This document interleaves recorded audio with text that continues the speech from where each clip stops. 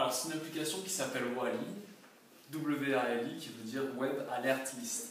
Le principe, c'est de se dire, voilà, moi j'ai des produits qui m'intéressent, donc souvent je les mets dans une liste de produits à acheter dans mon téléphone, et après j'oublie un peu que j'ai mis ça, et puis je pense jamais à les acheter.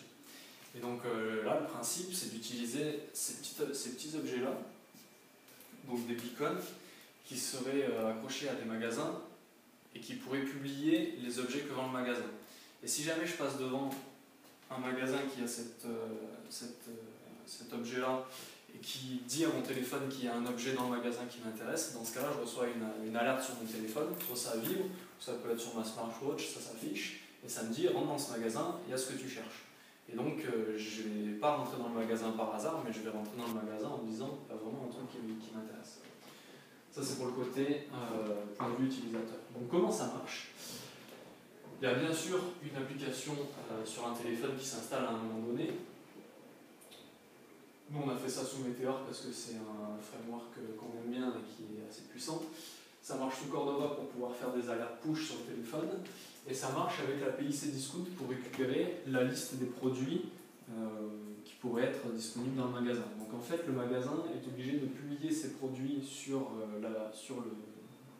le store chez Cdiscount pour pouvoir en fait récupérer une version, on va dire, dématérialisée du produit. Donc en fait, c'est ces produits qui auront été référencés par le magasin par le biais de Cdiscount qui seront émis par la borne beacon et qui seront récupérés donc par la borne beacon qui est ici et qui seront détectés en fait par le téléphone, sous Android ou sous iOS. Qu'est-ce que je peux rajouter? C'est une API du coup qui sera disponible sur le CMS Apps de Cdiscount, qui permettra aussi du coup d'avoir une certaine notoriété et une diffusion un peu plus large que si on s'était lancé comme ça à bras ouverts sur internet ou n'importe où. Et voilà.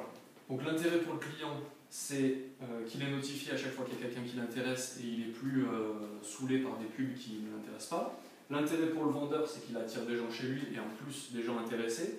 L'intérêt pour Cdiscount, c'est qu'il fait à la fois parler de lui sur son App Store, il a une application en plus, mais aussi il aide ses partenaires commerciaux à vendre des produits et à toucher le plus de monde possible. Et il y a un quatrième acteur, je ne sais plus qui c'est. Le vendeur, l'utilisateur, le vendeur, nous forcément. Donc nous, notre équipe, Wally, on vendrait un abonnement en fait mensuel au magasin qui mettrait ce petit objet sur sa devanture.